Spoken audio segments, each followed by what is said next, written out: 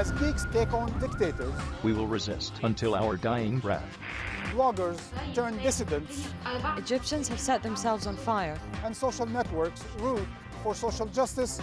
Governments are going cyber, We will ensure that these networks are secure. spying on their citizens, erecting firewalls like Iron Curtains, and closing down websites. We ask, is cyber-generated change virtual or real? This is Impact.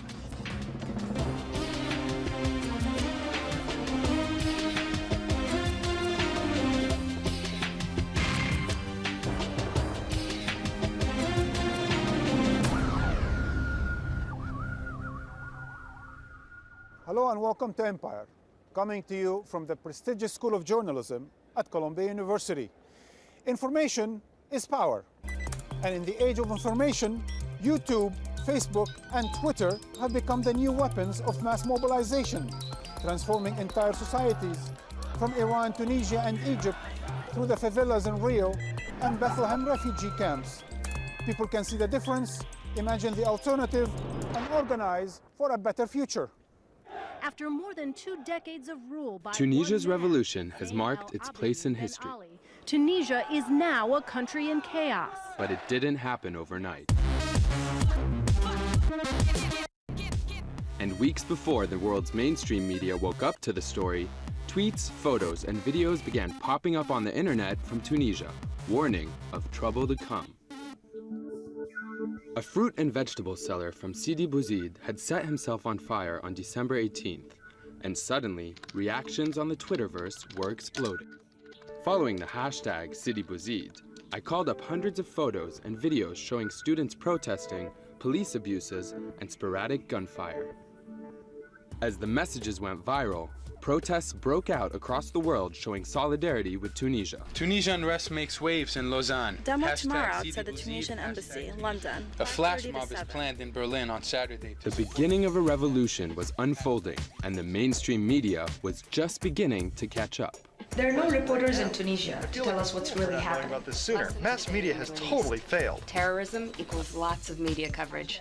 Democratic revolution equals little media coverage. Tunisia's government began hacking into and deleting Facebook accounts. Protesters called for help from hacktivist groups. An unprecedented crackdown on social media. Censorship should get in touch with hacktivists and We really need a local version of Anonymous in the Arab world. And soon enough, another hashtag appeared across the networks.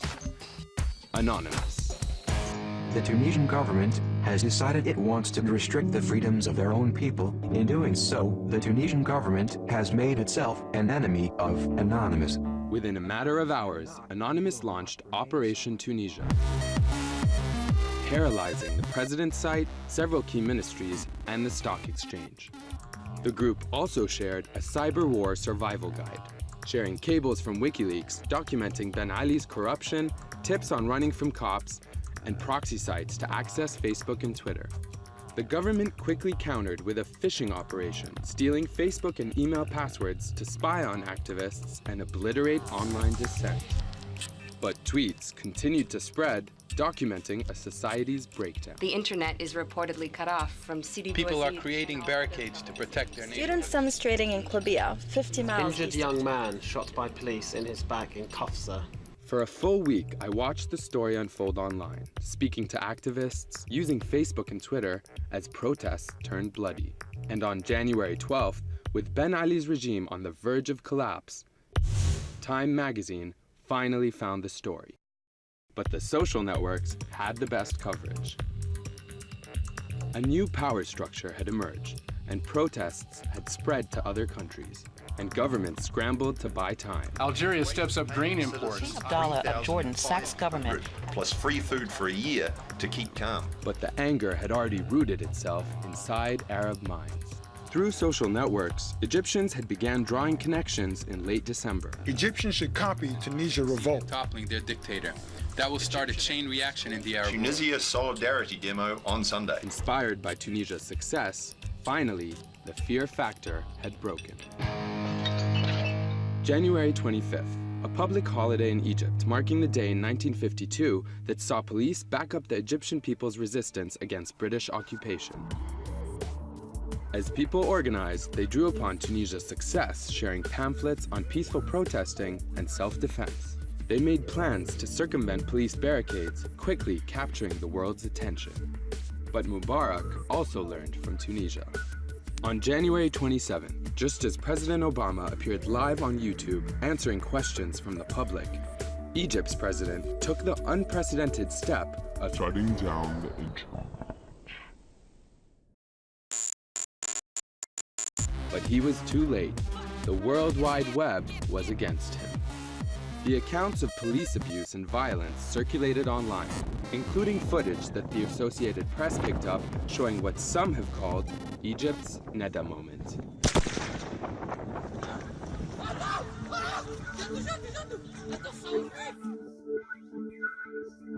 A coalition of volunteers, organizations, and activists set up platforms to get the message out. Egyptians, email me if you want to post info on Twitter. To break the block on Twitter, use this proxy. Hotline numbers for legal aid and requesting lawyers. 010. Even journalists in Egypt used their cell phones to send tweets to friends who relayed their messages. Internet's still down in Egypt. We'll continue to tweet via Shireen is safe. She just doesn't have internet access, so I'm tweeting on her behalf. To stop any news getting out, the government went after the media. Journalists were detained, and the US government, which had been waffling in its response, turned to Twitter to make their voice heard. We are concerned by the shutdown of Al Jazeera in Egypt and the arrest of its correspondents. Egypt must be open and the reporters released.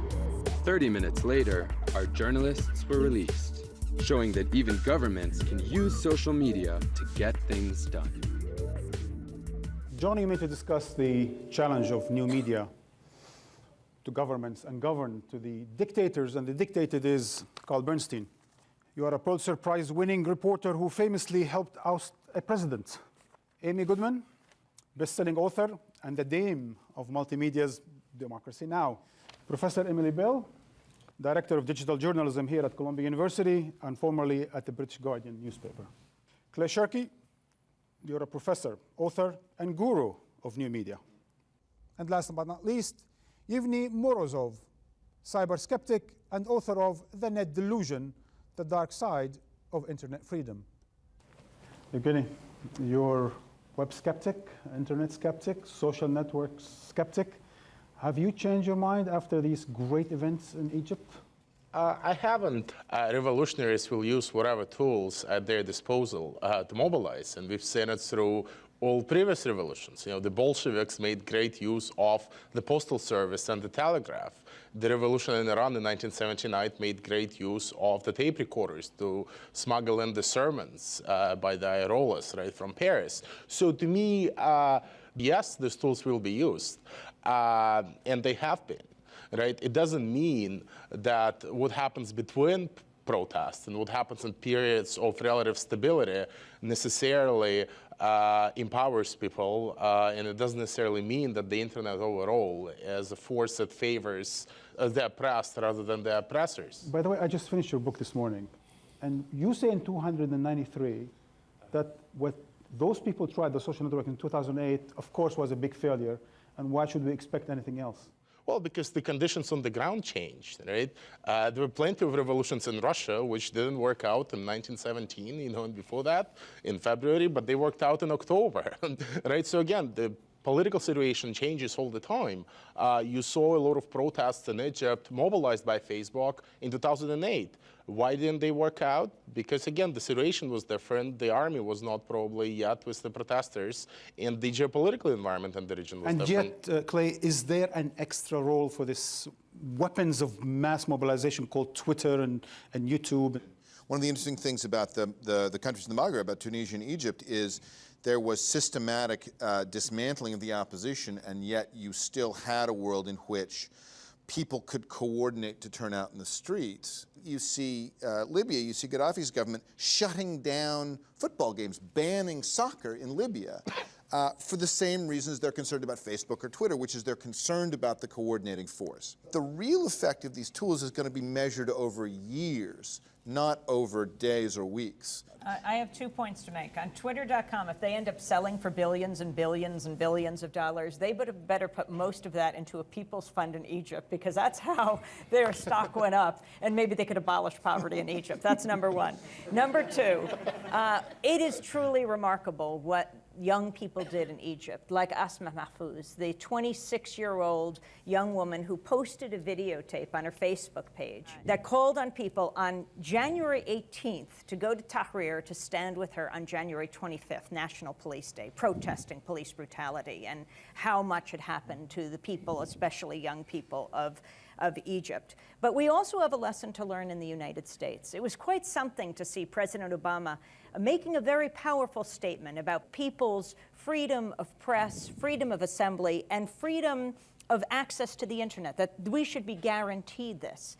And I think we have to take this lesson to heart at home, because he is not following that path at home when we talk about issues of net neutrality, when we talk about something he promised before he became president, that he would keep the internet open and free. It's not the path he's going down, letting the internet, the video and telecom companies write the legislation that will privatize the internet.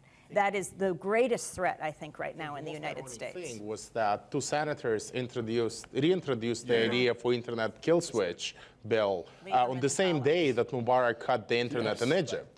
And it tells you about the disconnect between the domestic discussion about internet freedom and the aspirations for how it should be used abroad. We want two rhetorics.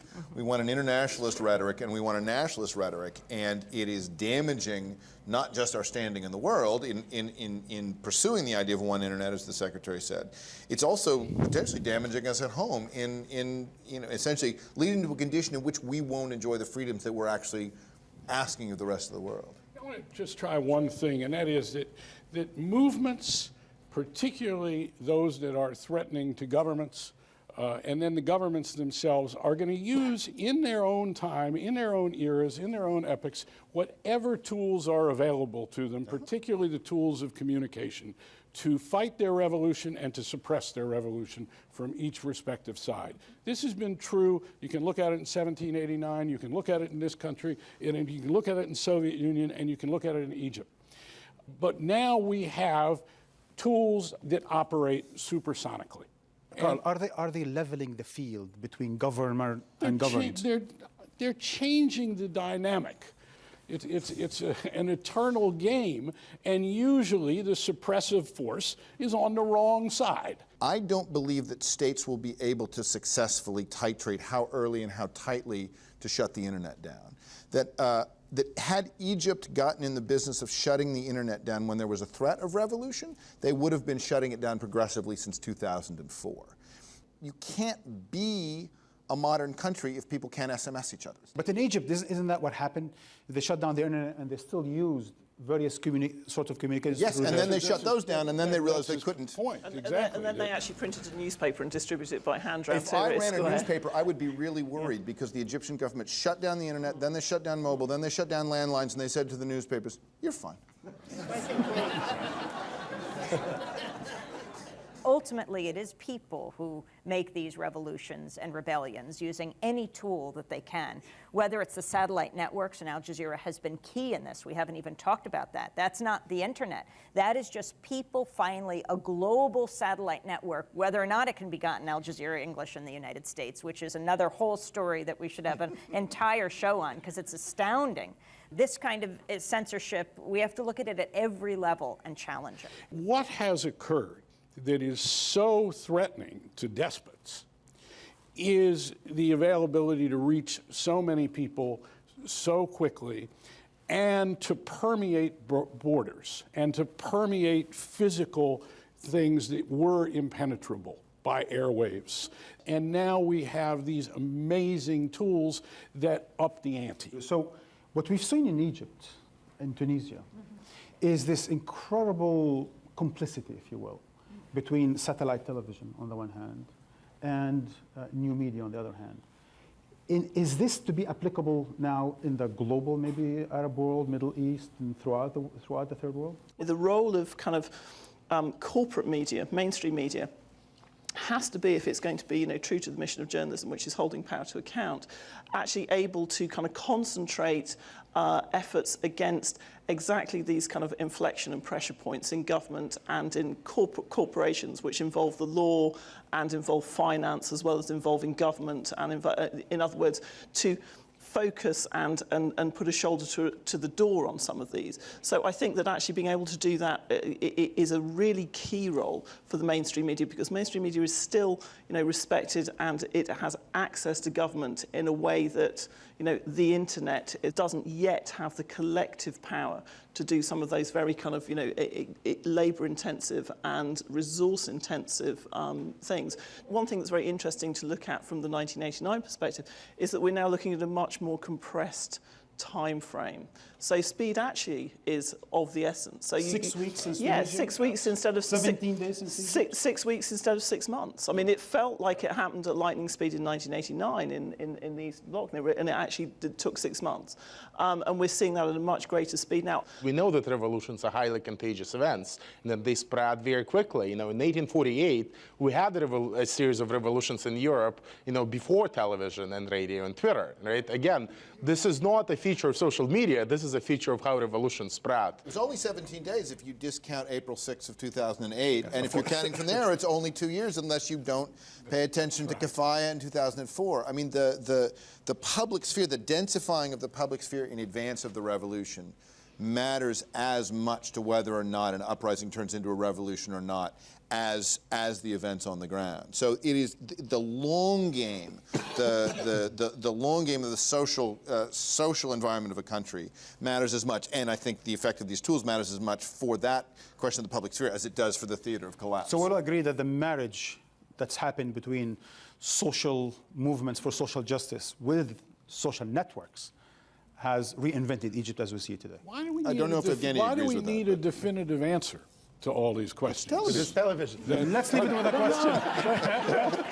I mean, really. Questions. Please.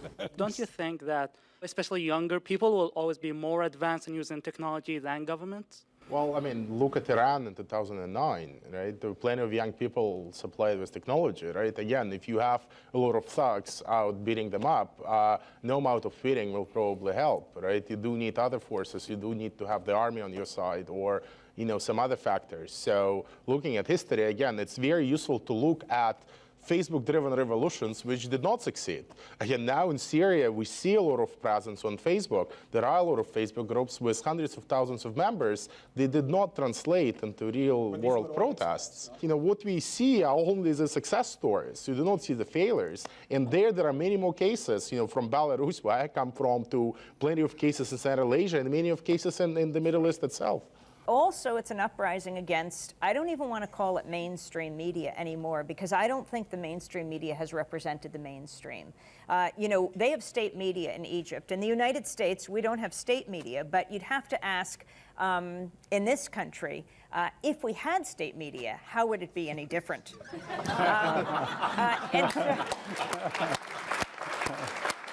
So when you have the protests, February 15th, 2003, before the war in Iraq, right? Millions of people rocked the globe for peace right before the U.S. attacked Iraq.